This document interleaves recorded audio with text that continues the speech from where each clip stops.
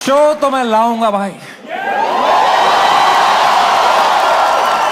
क्या सच में समय रैना का शो इंडियाज गॉट टैलेंट वापस आ रहा है? ऐसा लग तो रहा है क्योंकि समय ने अपने नए स्टैंड अप में इसके वापस आने की बात तो कही है, लेकिन इसके अलावा उन्होंने बहुत सी बातें कही हैं, जैसे कि कश्मीर के जेनोसाइड। तो वो थे कश्मीर के वीर लोग जिन्होंने अपनी बलिदान, क्या होता उससे भाई, लोगों की आंखों में लेजेंड बनते, क्या होता उससे, कुछ नहीं, मर गए होते सब। उनके इस स्टैंड अप को देखने के बाद शायद ये कहना गलत नहीं होगा कि समय एक बार फिर 2025 की ही तरह 2026 में भी सोशल मीडिया से लेकर हर किसी की जुबान पर रहने वाले हैं। चलिए फिर आज वीडियो में समय पर ही बात करते हैं। कल यानी 7 अप्रैल को समय ने अपना नया स्टैंड अप रिलीज किया और इसके सामने आते ही हर तरफ समय की ही चर्चा होने लगी। समय ने इस स्टैंड अप में इंडियाज गॉट टैलेंट की कंट्रोवर्सी से लेकर तमाम तरह की बातें की। मैं तुम्हें मां की कसम सच बताता,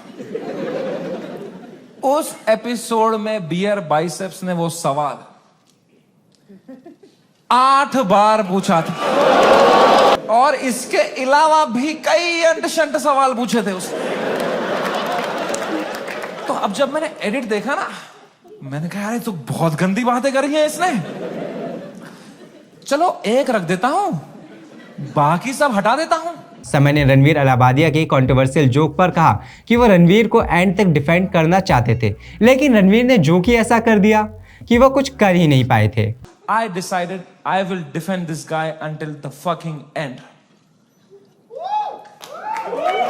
पर उसने जोक ही ऐसा मारा ना, मैं मेरे घर पे डिफेंड नहीं कर पाया उसको यार।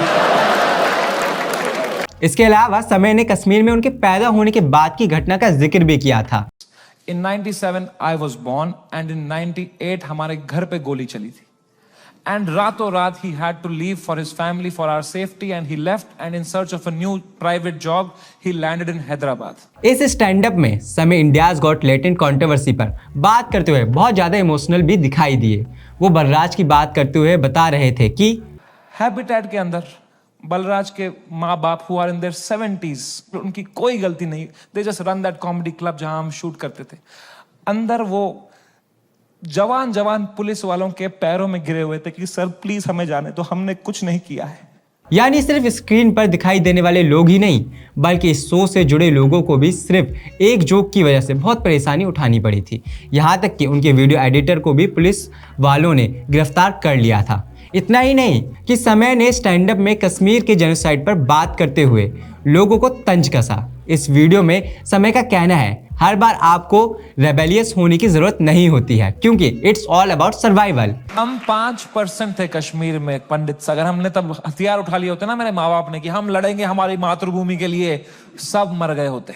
You only fight when the fight is fair, when the fight is not fair you from there and that's what it is about sometimes, it's about survival. खैर इस सब के बीच समय ने इंडियाज गॉट टैलेंट की वापसी को भी कंफर्म कर दिया है। I don't think इससे हाई पॉइंट पे मेरे शो का सीजन 1 एंड हो सकता था। शो तो मैं लाऊंगा भाई। अगर आपने ये स्टैंड अप देखा है तो इसमें समय ने बहुत ही मैच्योर कॉमेडी की है। शायद ही इससे पहले कभी समय इस तरह की कॉमेडी करते हुए दिखाई दिए हैं। इस स्टैंड अप में उन्होंने सिर्फ कॉमेडी नहीं की है, बल्कि अपनी जिंदगी की दास्तां बयां की है, जो सुनकर लोग खूब हंसे भी, इमोशनल भी हुए और बीच बीच में समय ने तो फिलोसफिकल बातें भी की हैं, जिसको सुनकर लोग बहुत ज़्यादा हैरान दिखाई दिए। यानी ये हमारी नज़रों में समय की और से अभी तक का सबसे शानदार स्टैंड अप है। खैर आपकी इस पर क्या राय है हमें कमेंट में जरूर बताइएगा। धन्यवाद। The day you have to work for the money, that's a day wasted. The day you spend time with friends, family, that is the productive day. I hope you realize that. Take care. Love you. Bye bye.